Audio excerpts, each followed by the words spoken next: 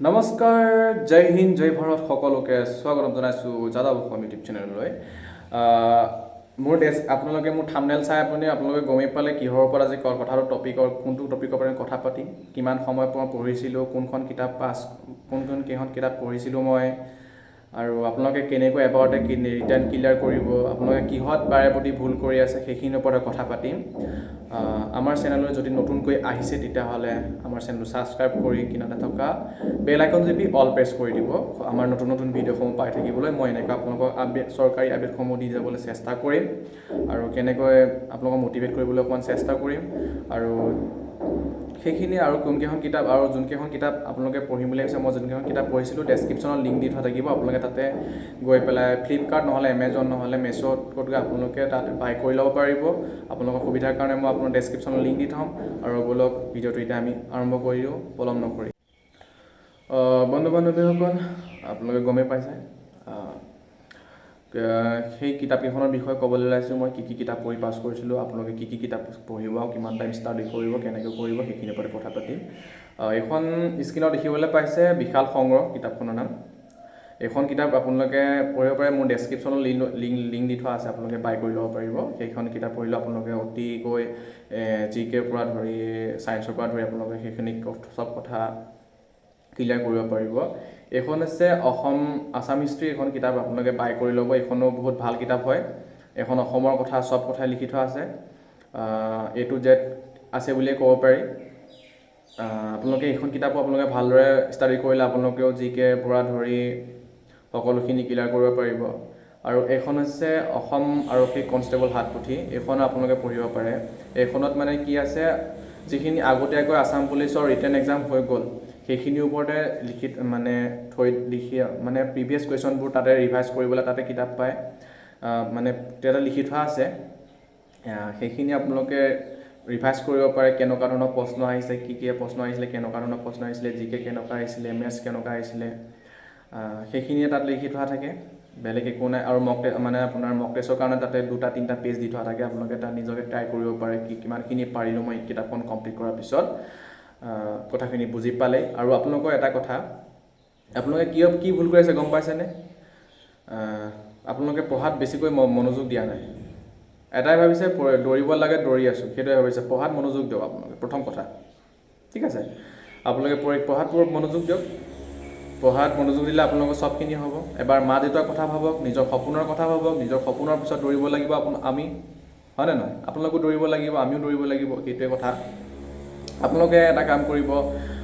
পঢ়াত কি কৰিব ৰাতিপুৱা সময়কণত পঢ়িব ৰাতিপুৱা সময়কণত পঢ়িলে কয় মা দেউতাহঁতেও কয় বেলেগ বাহিৰা মাষ্টৰ মানে ছাৰ বাইদেউসকলেও স্কুলতো কৈছিলে ৰাতিপুৱা সময়কণত পঢ়িব 4টা বা 5টা বজালৈকে পঢ়িব সেই এঘণ্টা টাইম দিয়ক কিতাপখনত সেইখনত আপুনি যিখন পঢ়িব ব্ৰেইনটো আপোনাৰ অকণমান ফ্ৰেছ হৈ থাকে ৰাতি শুই দিয়া হয় তেতিয়া আপুনি সেইখন টাইমত ষ্টাডি পঢ়িব তেতিয়া আপোনালোকৰ কিছুমান কথা এঘণ্টা পঢ়ক আপোনাৰ এঘণ্টাৰ পিছত যদি আপুনি মিনিমাম আপুনি যদি 20টা কুৱেশ্যন চাই ছল্ভ কৰিবলৈ বিচাৰে তাৰে আপোনাৰ 10টা মনত ৰাখিব 100% 10% দিছোঁ মই আপোনাক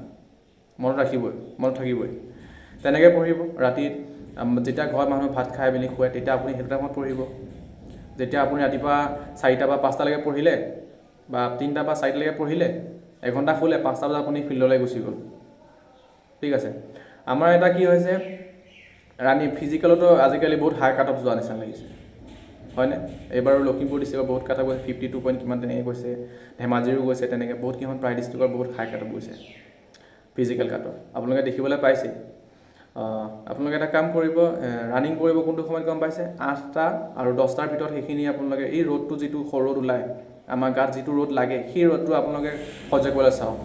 আমি কিয়নো সেইটো ৰ'দত আমি নদৌৰোঁ ৰাতিপুৱা 5টা বজাতে যাওঁ 6টা 7টালৈকে থাকোঁ সেইটো সময়ত আমি ৰানিং কৰোঁ তেতিয়া আমাৰ কি হয় আমাৰ বডিটো পূৰা ভাল স্পীড পূৰা মানে ভাল এটা পাৰফৰ্মেঞ্চ দিয়ে কিন্তু আপুনি 8টা বা 10টা বজালৈকে দৌৰকচোন আপোনাৰ বডিটো ভাল পাৰফৰ্মেঞ্চ নিদিব হয় ফিল্ডত আপোনাৰ দিব পাৰে কিন্তু মেইন জেগাত যিটো আমি ইণ্টাৰভিউ ফিল্ডত সেইটো জেগাত ভাল পাৰফৰ্মেঞ্চ নিদিয়ে তাত হয় ৰানিঙত কমি যাব 5 পাক দৌৰি পেলাই অকণমান উশাহটো হেৰি হ'ব ঘন হ'ব তেতিয়া আমাৰ ৰানিঙত কি হয় 11 নহ'লে 10 মাৰ্ক আহে আমাৰ বিশেষকৈ 8টা আৰু 10টা আৰু 11টাৰ ভিতৰত আপোনালোকে সেইটো সময়তে পাব ৰানিং কৰিবলৈ সেইটো সময়তে পায় বহুত ল'ৰা ছোৱালীয়ে পায় পিছত দৌৰিম বুলি কৈ সেই ৰ'দটো আপোনালোকে যদি সহ্য কৰিব পাৰে তেতিয়াহ'লে আপোনালোকৰ ভাল স্ক'ৰ এটা আহিব। বুজি পাইছে আপোনালোক কি কথা ক'ব বিচাৰিছোঁ? বিশেষকৈ আপোনালোকে ৰানিঙৰো মনোযোগ দিয়ক, হেৰিটো দিয়ক, এইটো কি ৰিটেন এক্সামতো বিশেষ ৰিটেনত আপুনি ৰানিঙত 1 ঘণ্টা দিছে, ৰিটেনত আপোনালোকে 2 ঘণ্টা সময় দিয়ক। তেনেকৈ আপোনালোকে ষ্টাডি কৰক আৰু এইকেইখন কিতাপ পঢ়িলে আপোনালোকৰ নিশ্চয় ভাবিছোঁ আপোনালোকে ভালকৈ ৰিটেন এক্সাম ক্লিয়াৰ কৰিব পাৰিব বুলি ভাবিছোঁ মই। এই 3খন কিতাপ আপোনালোকে ভালদৰে ষ্টাডি কৰিম আৰু ডেছক্ৰিপশ্যনত আপোনাক ক'লোৱে, আগতীয়াকৈ ক'লোঁ, ডেছক্ৰিপশ্যনত লিংক দি থোৱা আছে, আপোনালোকে সেইখিনি চালে মানে বাই কৰি ল'ব পাৰিব।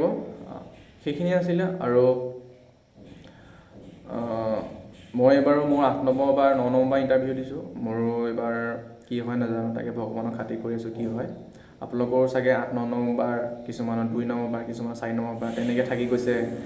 ৰানিঙত ফেইল কৰিছে, পৰীক্ষাত বেয়া হৈছে। আপোনালোকে সেইখিনি ভালকৈ পঢ়ক, ভালকৈ মনোযোগ দিয়ক, এবাৰ নিজৰ সপোনৰ কথা ভাবক, নিজৰ যিটো ড্ৰিম আপুনি সৰুৰ পৰা ভাবিছিলে, স্কুলতো কৈছিলে, যেতিয়া ছাৰে আমাক সুধিছিলে তেতিয়া আপুনি নিজেও কৈছিলে চাগে মই ছাৰ আগতে পুলিচ হ'ম, নহ'লে আৰ্মি হ'ম, তেনেকৈ কৈছিলে। সেই সপোনটোৰ কথা ভাবক, নিজৰ মা দেউতাৰ কথা ভাবক। দেউতাৰ জীৱনো তেনেকেই গুচি গ'ল, আপুনিও পঢ়ি শুনি নিজৰ জীৱনটো অথলে যাব নিদিব। সেইখিনিয়ে আজিলৈ ইমানখিনিয়ে আছিলে। আৰু যদি ভিডিঅ'টো ভাল পালে লাইক, কমেণ্ট, শ্বেয়াৰ, ছাবস্ক্ৰাইব কৰি দিব নাপাহৰিব। বন্দে মাতৰম, জয় অসম, ধন্যবাদ।